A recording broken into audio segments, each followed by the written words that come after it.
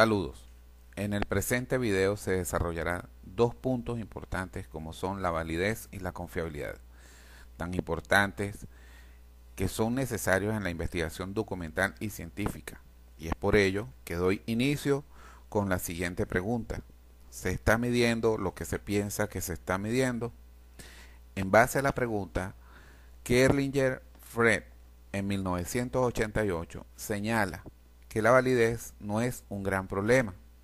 Existe a menudo una congruencia directa y estrecha entre la naturaleza del objeto, medio y el instrumento de medición.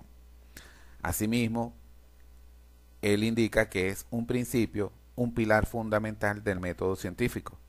Es parte del núcleo de que es aceptado como prueba científica. Vale decir que es un método que consiste en aprobar que una investigación sea verídica y correcta, y que en caso de tener algún tipo de error nos dirá dónde se ha producido y puede llevarnos a encontrar la solución más factible. Continuando con el tema de la validez, vamos a definir el mismo punto de acuerdo a los señalamientos que realizan Ari, Jacobs y Razaviev en 1992. Ellos indican que la validez se define como el grado en que un instrumento mide lo que se supone que se está midiendo. Asimismo, al respecto, Ruiz en el 2002 afirma que nos interesa saber qué tan bien corresponde las posiciones de los individuos en la distribución de los puntajes obtenidos con respecto a sus posiciones en el continuo que representa la variable criterio.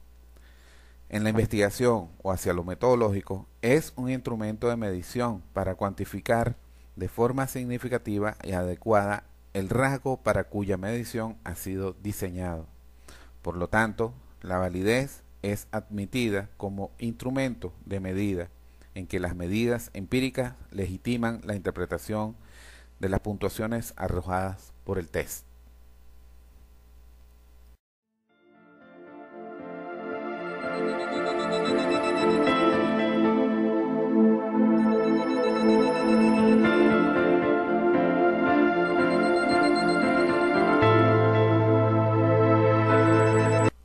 Continuando con el tema de la validez, tenemos también que la validez tiene varias directrices, las cuales son validez y validación de contenido, la cual, de acuerdo a Duarte y Parra en el 2014, señalan que la validez de contenido está guiada por la pregunta: ¿es la sustancia o el contenido de esta medida representativo del contenido o del universo de contenido de la propiedad que se va a medir? De acuerdo a esa pregunta, Duarte y Parra señalan que la validez de contenido es la representatividad o la adecuación muestral del contenido, la sustancia, la materia, el tema de un instrumento de medición. Trata de garantizar que los indicadores utilizados constituyan una muestra relevante y representativa del conjunto de todos los posibles indicadores del concepto que pretenden medir. De manera convencional, la validez de contenido es diversa en términos de representatividad de la muestra de indicadores. De esta forma, se entiende la validez de contenido como el grado en el que los indicadores seleccionados representan en forma adecuada nuestro constructo de interés. Se determina cuando abarca los aspectos más importantes y significativos de lo que se mide. Hay que considerar que este tipo de validez no puede expresarse cuantitativamente. Es más bien una cuestión de juicio. Se estima de manera subjetiva o intersubjetiva, empleando usualmente el denominado juicio de experto. Seguidamente tenemos la validez y validación de criterio.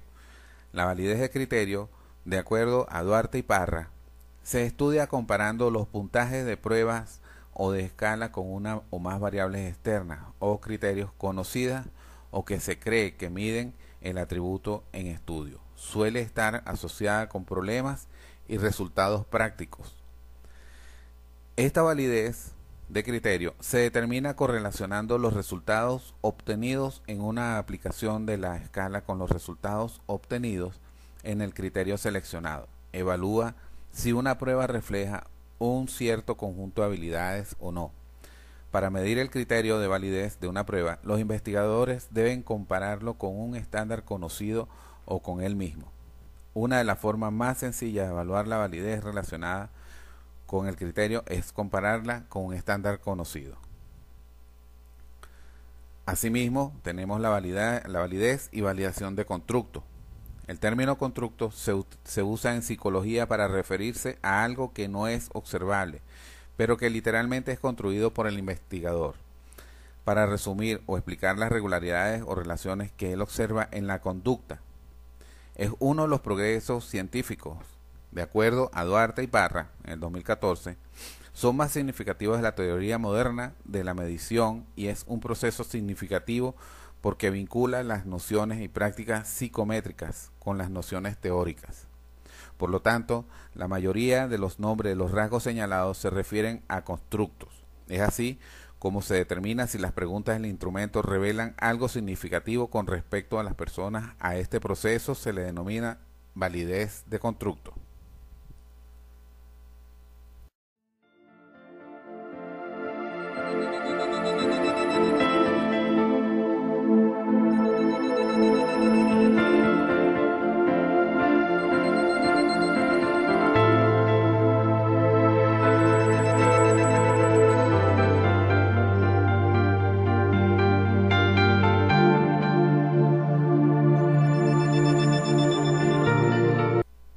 Continuando con el tema de investigación de estos dos importantes puntos, instrumentos necesarios para la investigación documental y científica, seguimos con el punto que se refiere a confiabilidad. Este punto se refiere al nivel de exactitud y consistencia de los resultados obtenidos al aplicar el instrumento por segunda vez en condiciones tan parecidas como sea posible. Bernal, en el año 2000, afirma que la pregunta clave para determinar la confiabilidad de un instrumento de medición es si se miden fenómenos o eventos una y otra vez con el mismo instrumento de medición, se obtienen los mismos resultados u otros muy similares. Si la respuesta es afirmativa, se puede decir que el instrumento es confiable. Por otra parte, es muy importante lograr la elaboración de un instrumento que sea confiable para ello. Existen muchas vías para lograrlo. Si se tratara de un cuestionario, se puede aplicar 2 veces a la misma persona en un corto periodo de tiempo y seguidamente se utiliza el índice de Vela, el cual se refleja en la lámina, la fórmula, el coeficiente de alfa de Cronbach, donde alfa significa el coeficiente de Cronbach, la I significa el número de ítems utilizados para el cálculo, la sumatoria de la varianza y la varianza total de los ítems. Y según la tabla que tenemos presente, nos referimos a los valores de alfa criterios, donde indica que de -1 a 0 no es confiable, de 0.01 a 0.49 baja confiabilidad, de 0.50 a 0.75 moderada confiabilidad, de 0.76 a 0.89 fuerte confiabilidad y de 0.90 a 1 alta confiabilidad. Esto significa que las medidas o los valores determinan si realmente la información o la documentación que se ha obtenido o el acopio de información que se ha obtenido es relevante o no, o es confiable o no.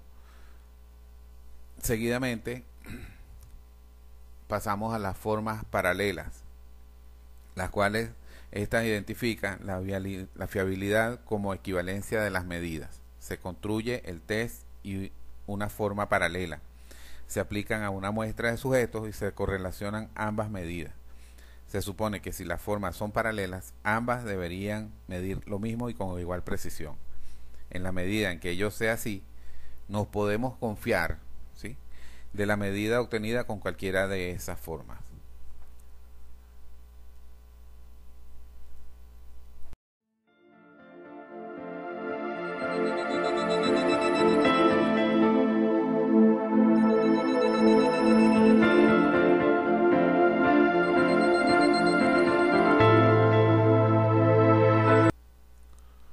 Ya para finalizar esta exposición de este video y esta última lámina, presentamos ahora la parte de confiabilidad, donde se refiere a lo que es el test y el retest.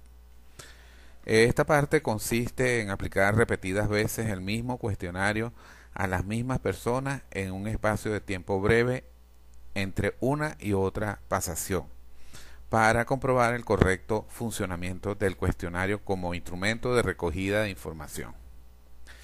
Identifica la fiabilidad como estabilidad de la medida. Se aplica el test a una muestra de sujetos en dos momentos temporales distintos y se correlacionan ambas medidas. Se supone que si el test es preciso, las medidas deberán ser muy parecidas y el coeficiente de fiabilidad tenderá a 1. Si ello es así, se asume que el test es fiable porque independientemente de cuándo se aplique, se tiende a obtener con él siempre la misma medida. Por otra parte, tenemos en el tema de confiabilidad, el split health, que en español es el método de dos mitades. Es decir, un instrumento se divide en dos instrumentos a la mitad. Se forma un test con preguntas pares y otro con las preguntas impares. Se aplica para comparar los puntajes obtenidos en ambas mediciones con los puntajes de ambas mitades fuertemente correlacionados para igualarlo al instrumento confiable. Para finalizar, ya tenemos el coeficiente de Cuder y Richardson. Esta parte representa un coeficiente de consistencia interna del instrumento que proporciona la medida de todos los coeficientes de división por mitades para todas las posibles divisiones del instrumento en dos partes. En el caso de Cuder y Richardson en 1937, se puede utilizar la siguiente expresión matemática de acuerdo a lo que estamos observando en la lámina cuando se tratan de preguntas dicotómicas. Ahora bien, de acuerdo a la fórmula presentada, RTT significa el coeficiente de confiabilidad, donde N es el número de ítems del instrumento, VT es la varianza de la prueba y la sumatoria de PQ es la sumatoria de las varianzas de los ítems. Sus valores oscilan entre 0 y 1. Entre las escalas empleadas se tienen las mostradas en el siguiente cuadro que podemos observar en la lámina, y se puede interpretar de la magnitud del coeficiente de confiabilidad de un instrumento, observando que los rangos de 0,81 a 1 es una magnitud muy alta, de 0,61 a 0,80 es alta, de 0,41 a 0,60 es moderada, de 0,21 a 0,40 es muy baja y de 0,01 a 0,20 es muy baja.